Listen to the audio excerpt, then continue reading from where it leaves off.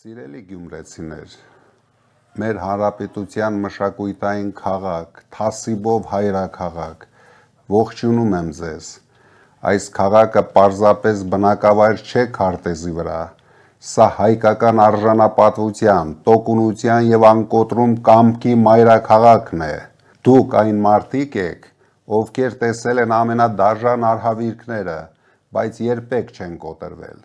դուք վերապրել եք, և պահպանել եք ձեր հումորը, ձեր թասիբն ու հայկական լավագույն ավանդույթները, ես այսօր խոսելու եմ մեր ապագայի մասին, ուժեղ Հայաստան կուսակցության նպատակը մեկն է, վերջ տալ դատարկ խոստումների ժամանակաշրջանին և անցնել գործի, կառուցելու ուժեղ Գյումրի և ուժեղ Հայաստան, մենք պետք է վերջ տանք Հայաստանը 300,000 ադրբեջանցիներով բնակեցնելու Փաշինյանի պլաններին, սրա նպատակն է Հայաստան առանց ինքնության և հայկականության, կարճ ասած, Հայաստան առանց հայերի,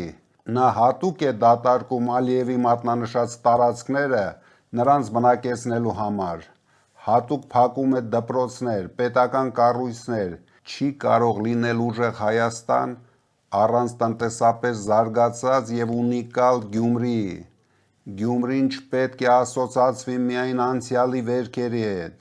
մենք պետք է Գյումրին դարձնենք տեխնոլոգիական, արդյունաբերական և արհեստագործական խոշոր կենտրոն,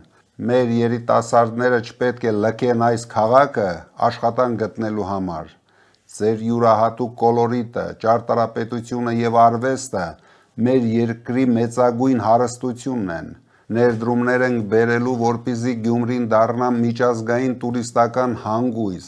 տարեկան 100,000-ավոր հյուրերով, տասնամյակներ անց դեռ կան չլուծված սոցիալական խնդիրներ, ժամանակն է վերջնականապես փակել տնակների էջը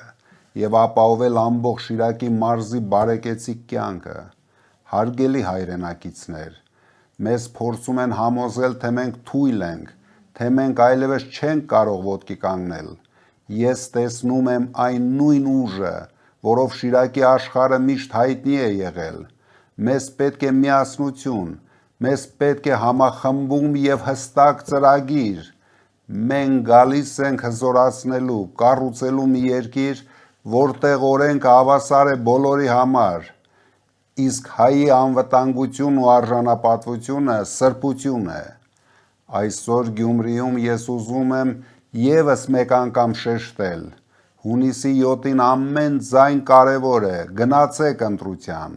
կանգնենք ուժեղ Հայաստանի կողքին, որովհետև մենք պատրաստ ենք պատասխանատվություն վերցնել և աշխատել ձեզնից յուրաքանչյուրի համար, երրորդ համարը գալիս է, փոփոխությունները գալիս են, ուժեղ Հայաստանը գալիս է։